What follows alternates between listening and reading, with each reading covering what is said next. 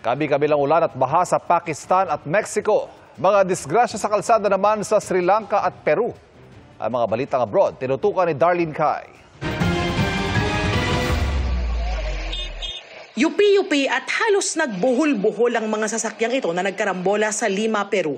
Di bababa sa 13 sasakyan ang damay sa banggaan.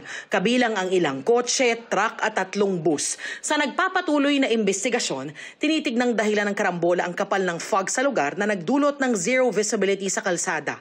Isa ang napaulat na nasaktan. Nagpapagaling na siya sa ospital, pero posibleng tumaas ang bilang ng mga biktima.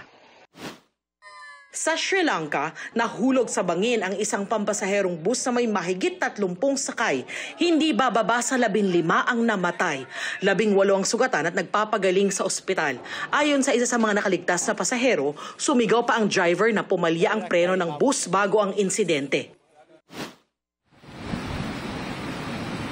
Sa Mexico, rumagasa ang baha at malalaking tipak ng bato bunsod ng walang tigil na pag-ulan na sinamahan pa ng malakas na hangin. Stranded sa gitna ng baha ang ilang sasakyan. Matapos ang pag-ulan, perwisyo sa marami ang makapal na putik sa kalsada.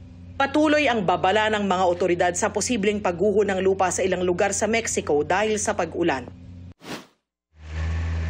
Nagmistulang ilog ang kalsada sa Pakistan dahil sa malawakang pag-ulan na naranasan doon. May mga ilog ang umapaw kaya lubog sa tubig ang ilang mga bahay. Sa Punjab, Pakistan, 1.8 milyon ang mga residente na ang inilikas ng bahain ang halos 4,000 village. Para sa GMA Integrated News, Darlene Kai, nakatutok 24 oras.